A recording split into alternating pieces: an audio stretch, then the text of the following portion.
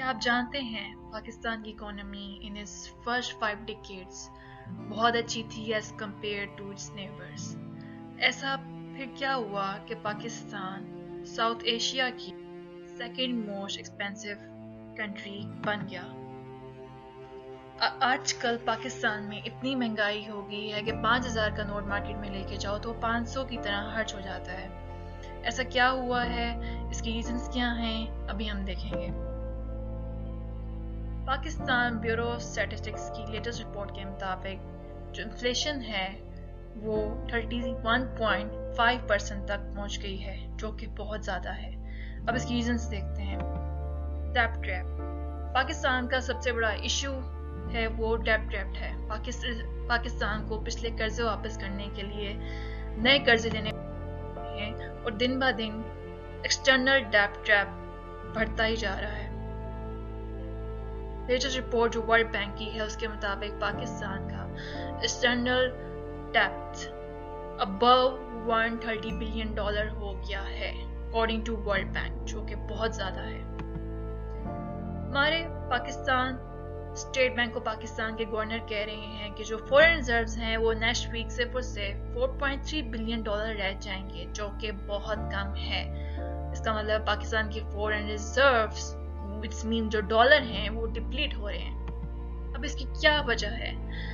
अब हम डॉलर को पाकिस्तान में लाने के लिए पाकिस्तान जाता है आईएमएफ के पास डॉलर लेने के लिए, क्योंकि डॉलर जरूरी होते हैं पाकिस्तान की करेंसी को स्टेबल करने के लिए। जितने डॉलर आपके बैंक में हैं उतने ही रुपीस आप निकाल सकते हैं, इससे ज्यादा आप निकाल नहीं सकते, इससे फिर करेंसी डिवैल्यू हो जाती है। अब आईएमएफ की कुछ डिमांड्स होती हैं वो कि पाकिस्तान को पूरी करनी पड़ती हैं, क्योंकि पाकिस्तान को डॉलर चाहिए होते हैं। सबसे जो अहम डिमांड होती है आईएमएफ की वो होती है कि टैक्स। 4th पॉइंट जो पाकिस्तान का सबसे बड़ा मसला है वो है ट्रेड डेफिसिट। पाकिस्तान की इंपोर्ट बहुत ज्यादा है और एक्सपोर्ट बहुत कम है। इसका मतलब है डॉलर डिप्लीट कर जाते हैं। पाकिस्तान जो इंपोर्ट जो कि बाहर चीजें मंगवाता है वो डॉलर्स में मंगवाता है। जब डॉलर्स ज्यादा लगते हैं, क्योंकि वो ज्यादा होती है, इंपोर्ट पाकिस्तान की ज्यादा होती है एज कम्पेयर टू एक्सपोर्ट, तो इससे महंगाई होती है क्योंकि आपकी कंट्री से डॉलर जा रहे हैं। पाकिस्तान का सबसे बड़ा इशू करप्शन भी है। पाकिस्तान का रैंक पूरी दुनिया में 140 आउट ऑफ 180 कंट्रीज है। भाई ये बहुत ज्यादा है। इसका मतलब है जो आपके पैसे डेवलपमेंट प्रोजेक्ट्स के ऊपर लगने चाहिए थे वो तो सारे करप्शन में चले गए, इससे भी इन्फ्लेशन होती है। अब Pakistan 8th most vulnerable country है टू क्लाइमेट चेंज, जिसकी वजह से पाकिस्तान में फ्लड्स आते हैं तो बहुत ज्यादा तबाही होती है। According to World Bank, Asian Development Bank, Pakistan को अबव $40 बिलियन लॉस हुआ और 1730 पीपल्स ने अपनी लाइव्स लॉस्ट कर ली और इसने अफेक्ट किया 33 मिलियन पीपल को। इससे भी इन्फ्लेशन होती है क्योंकि जो पैसे डेवलपमेंट के होते हैं वो तो सारे आपकी फ्लड की जो से नुकसान होते हैं उसको कवर करने में लग जाता है। Fun fact, no Pakistani prime minister has completed full term in office. Political instability की वजह से इन्फ्लेशन होती है। कैसे? जब पॉलिटिकल इंस्टेबिलिटी होती है तो बैड गवर्नेंस होती है। जब बैड गवर्नेंस होती है इसका मतलब है कोई कंट्रोल नहीं है रेगुलेशन ऑफ प्राइसेस पे, इससे भी इन्फ्लेशन होती है। मतलब इसका जो दिल चाहता है वो अपनी दुकान पे प्राइस की कीमत रख लेता है 200-300। कोई गवर्नमेंट रेगुलेटरी पावर्स नहीं है। रशिया यूक्रेन वॉर बहुत बड़ा फैक्टर है। इससे क्या हुआ, जब रशिया यूक्रेन वॉर स्टार्ट हुई तो यूएसए ने इकोनॉमी वॉर स्टार्ट कर दी रशिया से, सैंक्शंस लगा दी उसके ऊपर, जिससे ब्लॉक पॉलिटिक्स हुई और जिससे राइज इन ऑयल प्राइसेस होगी। जब राइज हुआ ऑयल प्राइसेस में और पाकिस्तान 60% 40% जो ऑयल है वो इंपोर्ट करता है, तो उससे भी पाकिस्तान में इन्फ्लेशन हुई। जब ऑयल और पेट्रोल की कीमत में इजाफा हुआ तो पाकिस्तान में भी इन्फ्लेशन हो गई।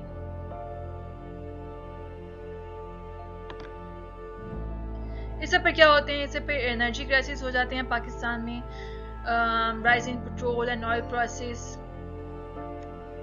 अनदर फैक्टर जो पाकिस्तान का है जिससे इन्फ्लेशन हो रही है वो पाकिस्तान की पॉपुलेशन है।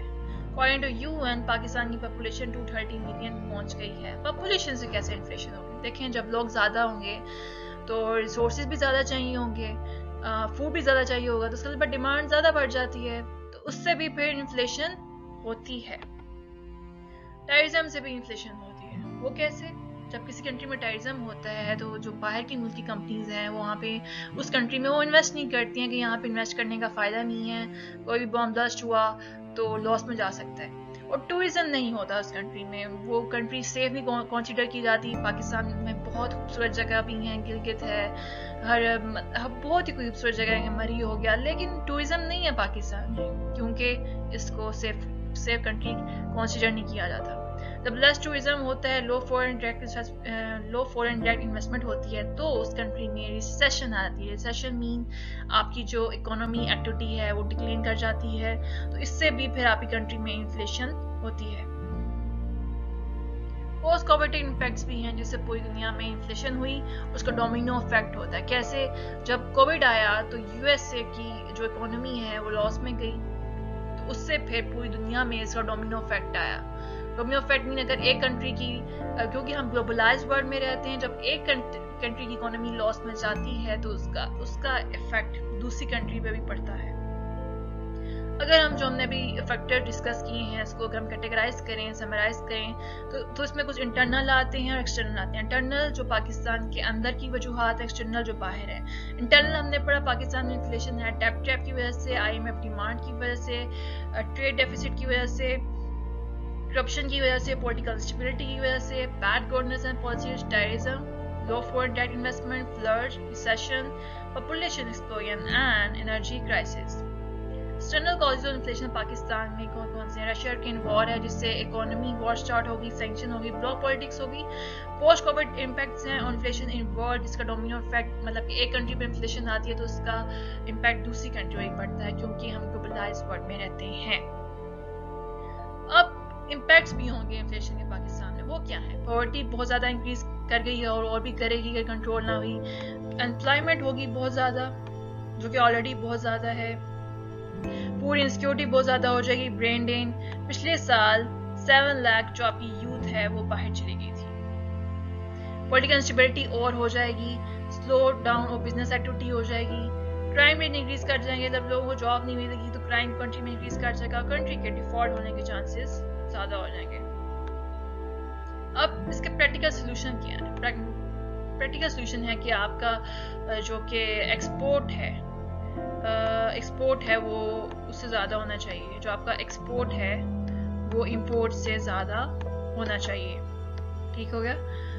Increase foreign direct investment, strong rule of law होना चाहिए, स्किल बेस्ड यूथ होनी चाहिए, बिजनेस फ्रेंडली कंट्री होनी चाहिए, आपकी फिस्कल सरप्लस मीन आपकी जो सेविंग ज़्यादा होनी चाहिए और आपका खर्चा कम होना चाहिए। स्केप डेब्ट ट्रैप पॉलिसीज होनी चाहिए, क्या IMF से दोबारा लोन ना लेना पड़े। अब इंडिविजुअल लेवल पे आप कैसे इस इन्फ्लेशन से बच सकते हैं? ऐसा क्या इंडिविजुअल लेवल पे किया जा सके कि हम इस इन्फ्लेशन के इम्पैक्ट से बच सकें और कंट्री में अपना कंट्रीब्यूशन कर सकें? क्या कर सकते हैं? मल्टीपल सोर्स ऑफ इनकम होना चाहिए। आपकी कोई पैसिव इनकम नहीं होनी चाहिए, सेविंग हैबिट होनी चाहिए, इन्वेस्टमेंट हैबिट होनी चाहिए। कोशिश करें बिजनेस करने की, जॉब्स क्रिएट करने की। सो ये इन्फ्लेशन को इंडिविजुअल लेवल पे हैंडल करने का तरीका है। आप मुझे कमेंट्स में बताएं इन्फ्लेशन को और कैसे तरीकों से कंट्रोल किया जा सकता है। अगर आपको मेरी वीडियो पसंद आई है और आप इस तरह की वीडियोस देखना चाहते हैं तो please kindly subscribe my YouTube channel. Thank you, अल्लाह हाफिज़।